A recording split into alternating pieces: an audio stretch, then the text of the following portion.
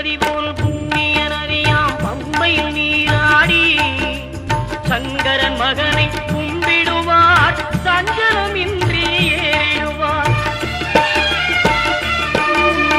நீலிமலை ஏற்றம் சிவபாலனும் ஏற்றிடுவார். காலமெல்லாம் நமக்கே அருள்காவலனாயிருப்பார். தேகபலம் தா பாதபலம் தா தேகபலம் தா பாதபலம் தா தேகபலம் தா என்ற